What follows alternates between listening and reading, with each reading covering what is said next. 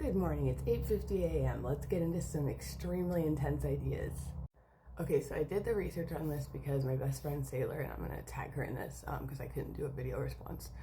The question is, can people of color be racist? So I had to do some more research on this because we're gonna get into the whole thing. Okay, first what we need to start with is that race is not real. Ethnicity and culture are very real.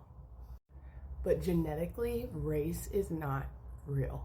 There's no cluster of genes that defines being black, white, Asian, anything like that. Human variation is clinical. We all share Homo sapien DNA. So as a race, we are all Homo sapiens, with some of us having some DNA residue, I don't want to call it residue, that doesn't like a nice word, but you get what I'm saying, of Homo neanderthalis and Homo denisovans. Both of which were incredibly advanced, amazing species. Don't get it twisted. People think Neanderthals were like dumb. They were not at all. Now, socially, race is very real. Race was constructed historically to justify colonialism, slavery, and hierarchy. It basically assigns superficial traits like skin color and how they shape your access to power, safety, and resources.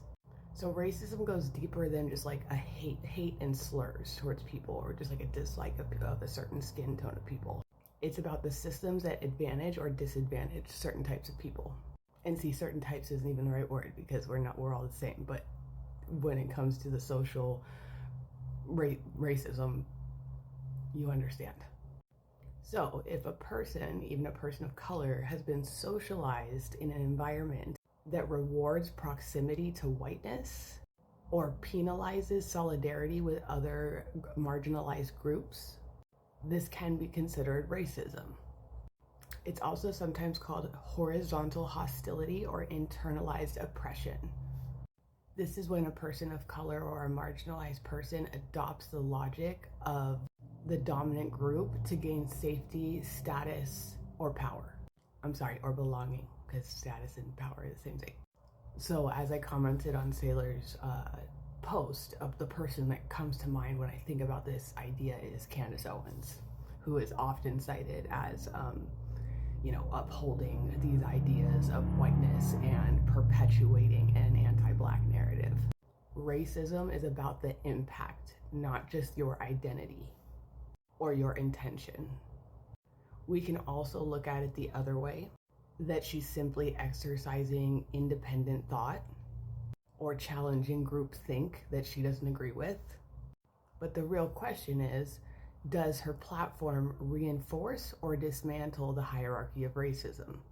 Race is used to flatten the beautiful, unique differences that we have in culture and ethnicity, sticking us all in these rigid categories of 4 or 5 different boxes that we've had to check off our whole lives. Racism is a tool of control. So the question really isn't, can a person of color be racist? The question is, how do we each participate in the systems that racialize or rank human beings? So you guys can argue all you want about race not being real. This has been debunked by scientists, archaeologists. It is not real, okay? It's not real. Skin tone is nothing more than where your more recent ancestors lived longitudinally on the planet. And people say, well, why isn't our skin tone changing now? Because we live in houses. Because we're not outside all the time. Our bodies aren't having to adapt to the environment that we live in. Our environment adapts to us. So therefore, we do not need to change because our environment adapts to us. It's not the other way around anymore. So really at the heart of it, and this is why I had to do more research, is that what's the more important question? Does at saying, can a person of color be racist, what are we trying to do with that, essentially? Because the point that really needs to be proven is that race is not real. It is constructed. It is a social construct built to support and help a certain group of people while marginalizing and oftentimes criminalizing, more often than not criminalizing, another group of people. So for example, being African and being African American are two very different things because they're two very different cultures. You can be African and also be African American, but people who live in Africa are not also African American because it's a culture. It's not a race. It's not real.